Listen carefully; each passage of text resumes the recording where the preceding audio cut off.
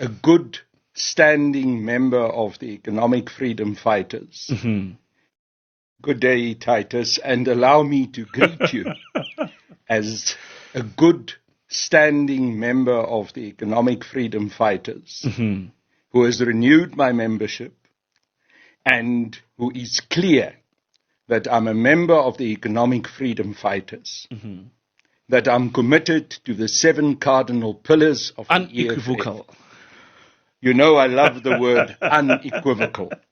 And I unequivocally support our Commander-in-Chief and President of the EFF, President Julius Malema. Yeah, I should write to Polokwane as well to renew my membership in my branch. You better make sure that your membership is renewed. In good standing. And you better make sure that you roll up your sleeves and work hard. Because the message that we got from the Commander-in-Chief when he spoke at the Orlando Community Hall was that we are going to build, we're going to act with loyalty, we're going to make sure that the Economic Freedom Fighters from here during this difficult period, because yes, it is a difficult period, we don't need to deny it, will build itself into an even stronger organization. That out of the challenges that we are faced with now will come better strength, more clarity about the real members of the Economic Freedom Fighters, who is truly a loyal member of the EFF, who is truly prepared to work, who is truly prepared not to go for positions, not to work for personal ambition, but to work for the advancement of the people of this country, for the establishment of a truly democratic, workers-based, pro-poor organization that will bring economic freedom in our lifetime. Those were all the reasons. As I mentioned them now, I was counting them off in my head. Sure. Those were all the reasons why I decided so deliberately to join the Economic Freedom Fighters. Those reasons have not changed. There's been no ideological shift. There's been absolutely no ideological reason for anyone to leave the Economic Freedom Fighters. So, the one thing we must be There's absolutely no ideology in there. clear, that the reason that Floyd Shivambu, Mzwanele Manyi and others left could not be for ideology, could not be for sound politics, because the EFF has not changed. So it must be something else. And that else, when I look at it, and I'm not here tonight to come and use this precious time that we want to talk to the membership, to the fighters of the EFF, to waste it on attacking other people. But I do think this point must be made, that it could not be for ideology. It could not be for political commitment. It had to be for personal advancement and personal ambition, for opportunism. Not so long ago, you had Mzwanele Manyi in this chair where I'm sitting now. Laughing the loudest. And he said, ha, ha, ha. That laugh, when we look back now with the wisdom of hindsight, is a laugh of opportunism, is a laugh of someone who engaged in the Economic Freedom Fighters for personal advancement. And the moment the personal advancement disappeared, the commitment disappeared.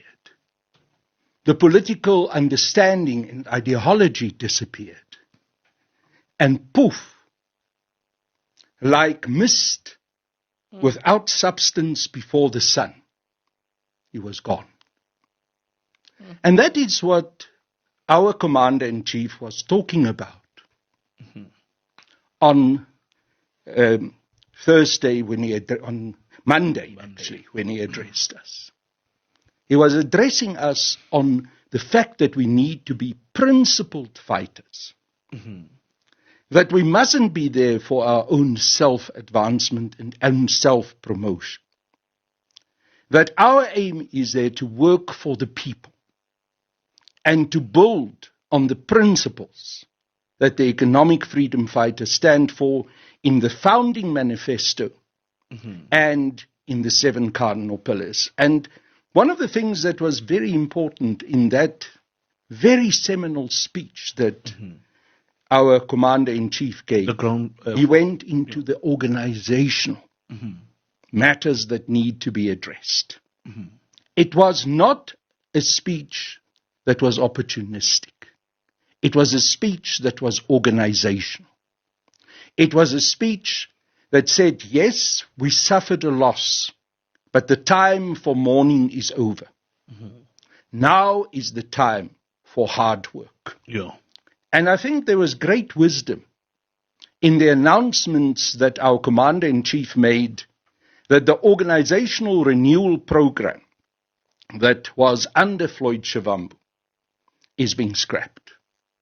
Because you do not proceed with an organizational program that was actually created by someone who proved himself not to be able to stay the course, who was not prepared to act in terms of ideology, but to act in terms of personal and self-advancement. So the organizational process that goes forward now is going to be based in the presidency. And we are looking forward to strong leadership from our commander-in-chief, from our secretary-general, who's now also the chief whip of the EFF in Parliament, in the National Assembly. Yeah. And we are looking forward to the mobilization of our ground forces. And there's immediate work that we need to do. There are by-elections, for instance, here in Johannesburg. There's a by-election in Ward 87. There are other by-elections in Lenasia, in Tshwane, and many other areas. We need to test our strength. We need to engage with our support base. We need to reach out to every South African and say to them, here we are. We are the economic freedom fighters of yesterday, of today, and tomorrow. We stand for the same principles that we were formed and founded on. Absolutely. 11 years ago. We will not change. We continue to commit ourselves to be the liberators of this country, the only truly economic emancipatory movement in South Africa. And I say that very deliberately. Even within the spectrum of the progressive left, the EFF stands as the ideologically sound, strong, true economic emancipatory movement. Absolutely. The true Fanonist, Marxist movement in South Africa. Not flip-floppers. Not flip-floppers. The CIC, Comrade Carl, on Monday addressing the Ground Forces Forum, he clarified the fact that the EFF remains intact. In fact, it remains focused on its generational mission. Yes. And now he also cautioned that we need to guard against opportunism and self-enrichment. Then how do we then now go about ensuring that we safeguard the economic emancipation movement going forward from the likes of people who come and laugh the loudest and just singing for their supper? How do we guard against such? You know, action speaks louder than words.